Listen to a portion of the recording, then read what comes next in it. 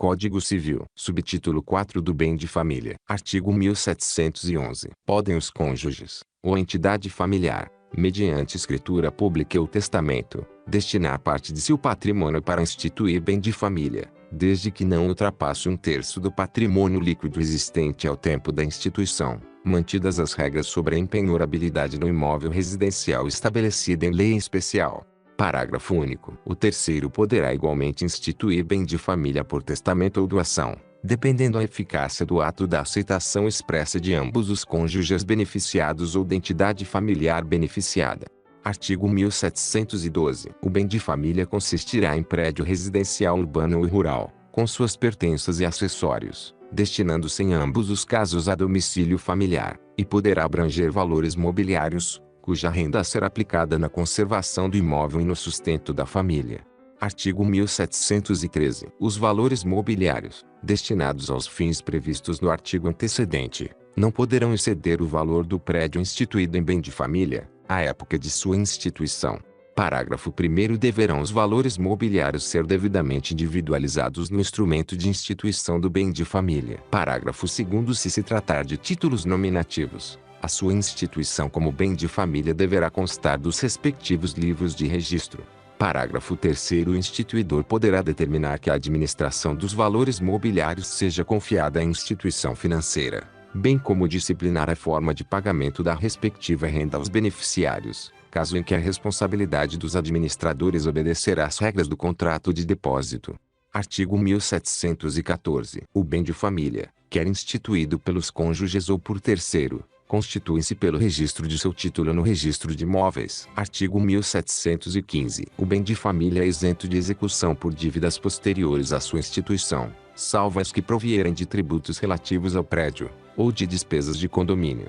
Parágrafo único. No caso de execução pelas dívidas referidas neste artigo, o saldo existente será aplicado em outro prédio, como bem de família, ou em títulos da dívida pública, para sustento familiar, salvo-se motivos relevantes a aconselharem outra solução, a critério do juiz. Artigo 1716. A isenção de que trata o artigo antecedente durará enquanto viver um dos cônjuges, ou, na falta destes, até que os filhos completem a maioridade. Artigo 1717. O prédio e os valores mobiliários, constituídos como bem da família, não podem ter destino diverso do previsto no artigo 1712 ou serem alienados sem o consentimento dos interessados e seus representantes legais, ouvido o Ministério Público. Artigo 1718. Qualquer forma de liquidação da entidade administradora, a que se refere o parágrafo 3º do artigo 1713, não atingirá os valores a ela confiados, ordenando o juiz a sua transferência para outra instituição semelhante, obedecendo-se, no caso de falência, ao disposto sobre pedido de restituição.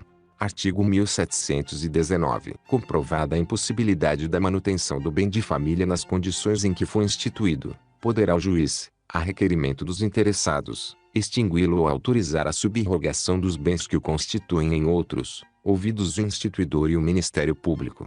Artigo 1720. Salvo disposição em contrário do ato de instituição, a administração do bem de família compete a ambos os cônjuges, resolvendo o juiz em caso de divergência. Parágrafo único. Com o falecimento de ambos os cônjuges, a administração passará ao filho mais velho, se for maior, e, do contrário, a seu tutor. Artigo 1721. A dissolução da sociedade conjugal não extingue o bem de família. Parágrafo único. Dissolvida a sociedade conjugal pela morte de um dos cônjuges, o sobrevivente poderá pedir a extinção do bem de família, se for o único bem do casal. Artigo 1722. Extingue-se, igualmente, o bem de família com a morte de ambos os cônjuges e a maioridade dos filhos, desde que não sujeitos à curatela. Título 3 da União Estável. Artigo 1723. É reconhecida como entidade familiar a união estável entre o homem e a mulher, configurada no convivência pública, contínua e duradoura e estabelecida com o objetivo de constituição de família. Parágrafo 1º. A união estável não se constituirá se ocorrerem os impedimentos do artigo 1521, não se aplicando a incidência do inciso 6 no caso de a pessoa casada se achar separada de fato ou judicialmente. Parágrafo 2º. As causas suspensivas do artigo 1523 não impedirão a caracterização da união estável. Artigo 1724. As relações pessoais entre os companheiros obedecerão aos deveres de lealdade, respeito e assistência, e de guarda, sustento e educação dos filhos. Artigo 1725. Na união estável, salvo contrato escrito entre os companheiros, aplica-se às relações patrimoniais, no que couber, o regime da comunhão parcial de bens. Artigo 1726. A união estável poderá converter-se em casamento, mediante pedido dos companheiros ao juiz e assento no registro civil. Artigo 1727. As relações não eventuais entre o homem e a mulher, impedidos de casar, constituem concubinato. Título 4. Da tutela, da curatela e da tomada de decisão apoiada. Capítulo 1 da tutela. Seção 1º dos tutores. Artigo 1728. Os filhos menores são postos em tutela. 1. Com o falecimento dos pais, ou sendo estes julgados ausentes. 2. Em caso de os pais decaírem do poder familiar. Artigo 1729. O direito de nomear tutor compete aos pais, em conjunto. Parágrafo único. A nomeação deve constar de testamento ou de qualquer outro documento autêntico. Artigo 1730. É nula a nomeação de tutor pelo pai ou pela mãe que, ao tempo de sua morte, não tinha o poder familiar. Artigo 1731. Em falta de tutor nomeado pelos pais, incumbe a tutela aos parentes consanguíneos do menor, por esta ordem. 1. Aos ascendentes, preferindo de grau mais próximo ao mais remoto. 2. Aos colaterais até o 3º grau, preferindo os mais próximos aos mais remotos, e, no mesmo grau, os mais velhos aos mais moços. Em qualquer dos casos, o juiz escolherá entre eles o mais apto a exercer a tutela em benefício do menor. Artigo 1732. O juiz nomeará tutor idôneo e residente no domicílio do menor. 1. Na falta de tutor testamentário ou legítimo. 2. Quando estes forem excluídos ou escusados da tutela. 3. Quando removidos por não idôneos o tutor legítimo e o testamentário. Artigo 1733. Aos irmãos órfãos dar-se-á um só tutor. Parágrafo 1º. No caso de ser nomeado mais de um tutor por disposição testamentária sem indicação de precedência, entende-se que a tutela foi cometida ao primeiro, e que os outros lhe sucederão pela ordem de nomeação, se ocorrer morte, incapacidade, escusa ou qualquer outro impedimento. Parágrafo 2º. Que institui um menor herdeiro, ou legatário seu, poderá nomear-lhe curador especial para os bens deixados, ainda que o beneficiário se encontre sob o poder familiar, ou tutela. Artigo 1734. As crianças e os adolescentes cujos pais forem desconhecidos, falecidos ou que tiverem sido suspensos ou destituídos do poder familiar terão tutores nomeados pelo juiz ou serão incluídos em programa de colocação familiar, na forma prevista pela Lei nº 8.069, de 13 de julho de 1990, Estatuto da Criança e do Adolescente. Seção 2 dos incapazes de exercer a tutela. Artigo 1735. Não podem ser tutores e serão exonerados da tutela, caso a exerçam: 1. Aqueles que não tiverem a livre administração de seus bens. 2. Aqueles que, no momento de lhes ser deferida a tutela, se acharem constituídos em obrigação para com o menor, ou tiverem que fazer valer direitos contra este, e aqueles cujos pais, filhos ou cônjuges tiverem demanda contra o menor. 3. Os inimigos do menor, ou de seus pais, ou que tiverem sido por estes expressamente excluídos da tutela. 4.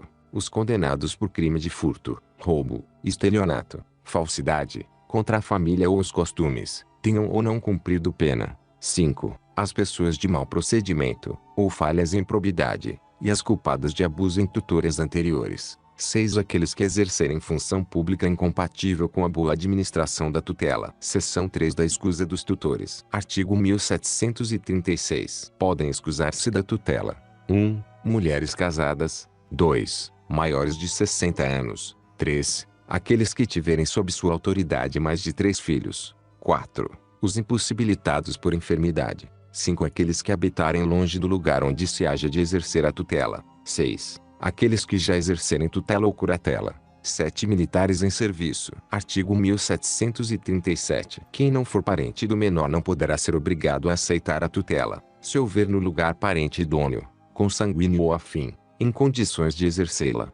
Artigo 1738. A escusa apresentar-se-á nos 10 dias subsequentes à designação, sob pena de entender-se renunciado o direito de alegá-la. Se o motivo excusatório ocorrer depois de aceita a tutela, os 10 dias contar-se-ão do em que ele sobrevier.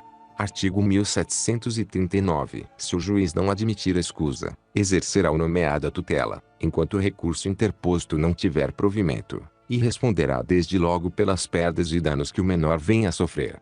Seção 4 do exercício da tutela. Artigo 1740. Incumbe ao tutor, quanto à pessoa do menor, dirigir-lhe a educação, defendê-lo e prestar-lhe alimentos, conforme os seus haveres e condição. 2. Reclamar do juiz que providencie, como houver por bem, quando o menor haja mister correção. 3. Adimplir os demais deveres que normalmente cabem aos pais, ouvida a opinião do menor, se esteja a contar 12 anos de idade. Artigo 1741. Incumbe ao tutor, sob a inspeção do juiz, administrar os bens do tutelado, em proveito deste, cumprindo seus deveres com zelo e boa-fé. Artigo 1742. Para a fiscalização dos atos do tutor, pode o juiz nomear um protutor. Artigo 1743. Se os bens e interesses administrativos exigirem conhecimentos técnicos, forem complexos, ou realizados em lugares distantes do domicílio do tutor, poderá este, mediante aprovação judicial,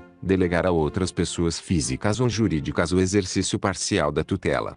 Artigo 1744. A responsabilidade do juiz será, direta e pessoal, quando não tiver nomeado o tutor, ou não o houver feito oportunamente. 2. Subsidiária, quando não tiver exigido garantia legal do tutor, nem o removido, tanto que se tornou suspeito. Artigo 1745. Os bens do menor serão entregues ao tutor mediante termo especificado deles e seus valores, ainda que os pais o tenham dispensado. Parágrafo único. Se o patrimônio do menor for de valor considerável, poderá o juiz condicionar o exercício da tutela à prestação de caução bastante, podendo dispensá-la se o tutor for de reconhecida idoneidade.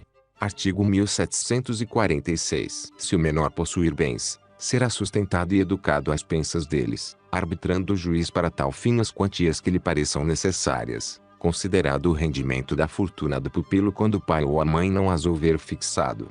Artigo 1747. Compete mais ao tutor: 1. Representar o menor, até os 16 anos, nos atos da vida civil, e assisti-lo, após essa idade, nos atos em que for parte. 2. Receber as rendas e pensões do menor, e as quantias a ele devidas. 3. Fazer-lhe as despesas de subsistência e educação, bem como as de administração, conservação e melhoramentos de seus bens. 4.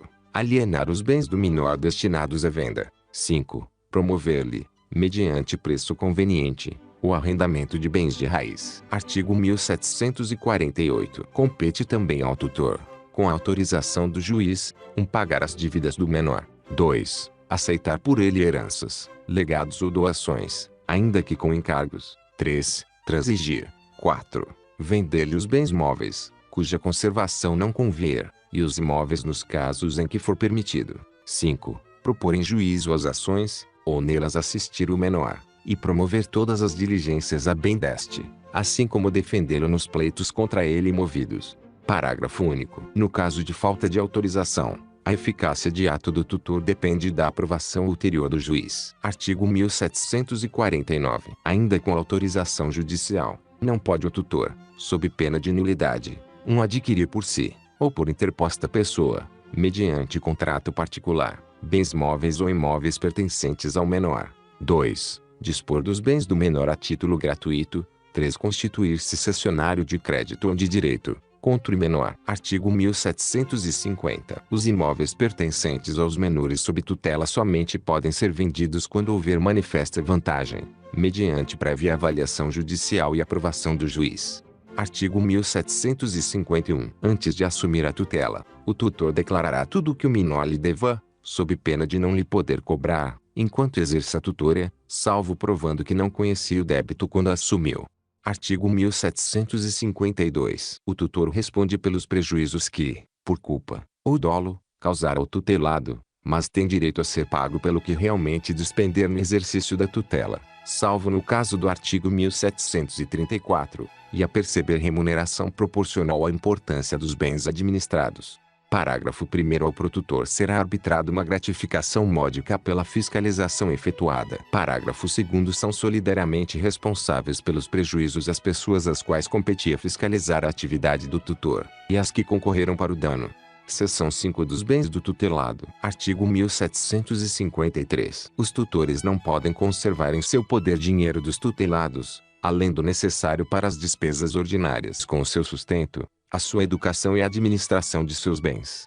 Parágrafo 1º. Se houver necessidade, os objetos de ouro e prata, pedras preciosas e móveis serão avaliados por pessoa idônea e, após autorização judicial, alienados, e o seu produto convertido em títulos, obrigações e letras de responsabilidade direta ou indireta da União ou dos Estados, atendendo-se preferentemente à rentabilidade, e recolhidos ao estabelecimento bancário oficial ou aplicado na aquisição de imóveis, conforme for determinado pelo juiz. Parágrafo 2º. O mesmo destino previsto no parágrafo antecedente terá o dinheiro proveniente de qualquer outra procedência. Parágrafo 3º. Os tutores respondem pela demora na aplicação dos valores acima referidos, pagando os juros legais desde o dia em que deveriam dar esse destino, o que não os exime da obrigação, que o juiz fará efetiva, da referida aplicação.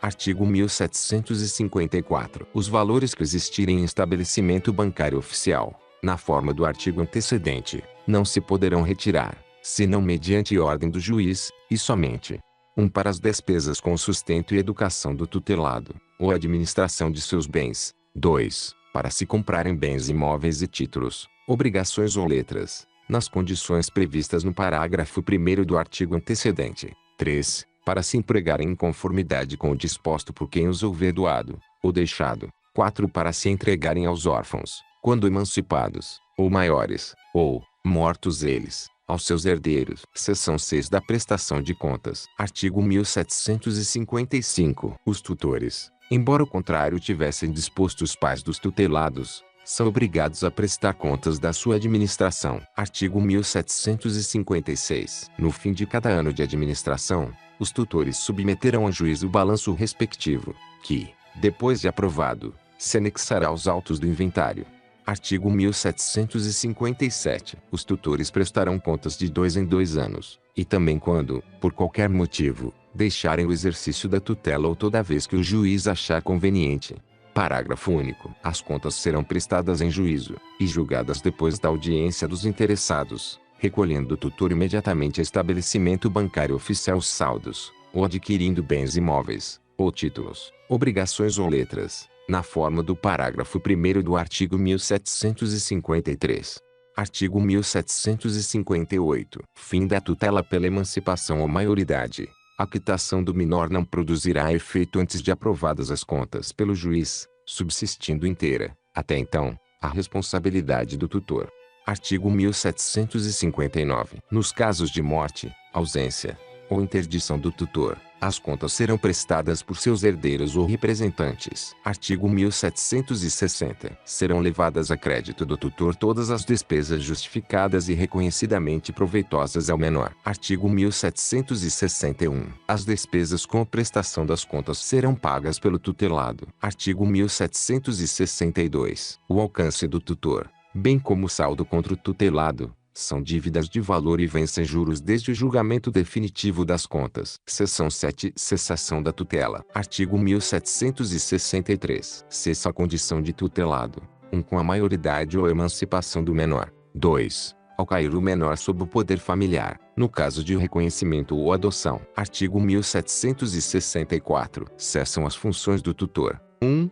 Ao expirar o termo, em que era obrigado a servir. 2. Ao sobrevir escusa legítima. 3. Ao ser removido. Artigo 1765. O tutor é obrigado a servir por espaço de 2 anos. Parágrafo único. Pode o tutor continuar no exercício da tutela, além do prazo previsto neste artigo, se o quiser e o juiz julgar conveniente ao menor. Artigo 1766. Será destituído o tutor, quando negligente, prevaricador ou incurso em incapacidade. Capítulo 2 da curatela. Seção 1 dos interditos. Artigo 1767. Estão sujeitos à curatela: 1. Aqueles que, por causa transitória ou permanente, não puderem exprimir sua vontade. 3. Os ébrios habituais e os viciados em tóxico. 5. Os pródigos. Artigo 1774. Aplicam-se à curatela as disposições concernentes à tutela, com as modificações dos artigos seguintes. Artigo 1775. O cônjuge ou companheiro,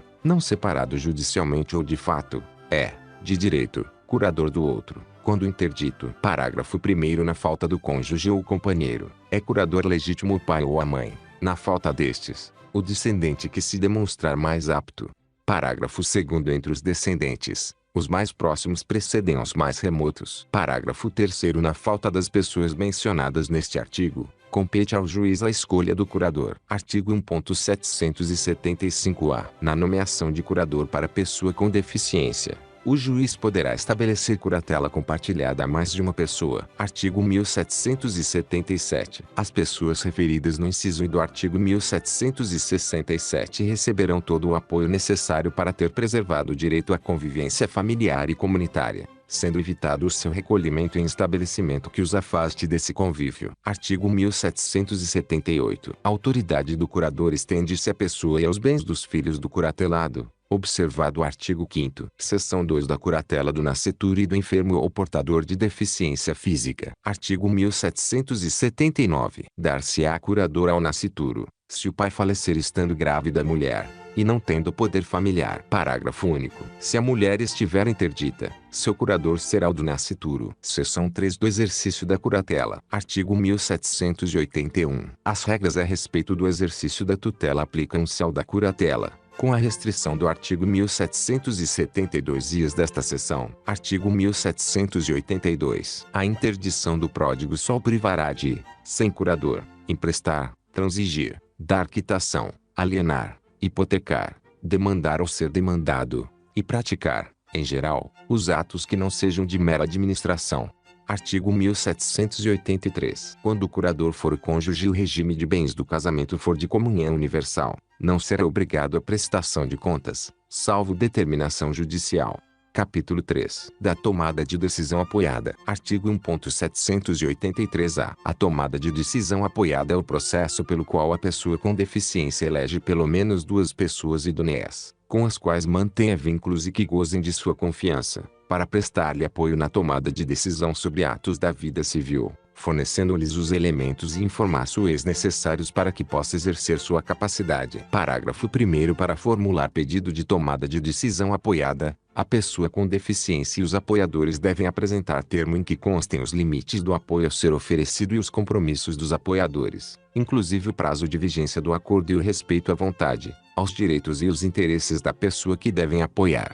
Parágrafo 2º. O pedido de tomada de decisão apoiada será requerido pela pessoa a ser apoiada, com indicação expressa das pessoas aptas a prestarem o apoio previsto no caput deste artigo. Parágrafo 3º. Antes de se pronunciar sobre o pedido de tomada de decisão apoiada, o juiz, assistido por equipe multidisciplinar, após oitiva do Ministério Público, ouvirá pessoalmente o requerente e as pessoas que lhe prestarão apoio. Parágrafo 4º. A decisão tomada por pessoa apoiada terá validade e efeitos sobre terceiros, sem restrições, desde que esteja inserida nos limites do apoio acordado. Parágrafo 5º. Terceiro com quem a pessoa apoiada mantenha relação negocial pode solicitar que os apoiadores contrassinem o contrato ou acordo, especificando, por escrito, sua função em relação ao apoiado. Parágrafo 6º. Em caso de negócio jurídico que possa trazer risco ou prejuízo relevante, havendo divergência de opiniões entre a pessoa apoiada e um dos apoiadores, deverá o juiz, ouvido o Ministério Público, decidir sobre a questão. Parágrafo 7º. Se o apoiador agir com negligência, exercer pressão indevida ou não adimplir as obrigações assumidas, poderá a pessoa apoiada ou qualquer pessoa apresentar denúncia ao Ministério Público ou ao juiz. Parágrafo 8º. Se procedente a denúncia, o juiz destituirá o apoiador e nomeará, ouvida a pessoa apoiada e se for de seu interesse, outra pessoa para a prestação de apoio. Parágrafo 9º. A pessoa apoiada pode, a qualquer tempo, solicitar o término de acordo firmado em processo de tomada de decisão apoiada. Parágrafo 10º. O apoiador pode solicitar ao juiz exclusão de sua participação do processo de tomada de decisão apoiada, sendo seu desligamento condicionado à manifestação do juiz sobre a matéria. Parágrafo 11º. Aplicam-se à tomada de decisão apoiada, no que couber, as disposições referentes à prestação de contas na curatela,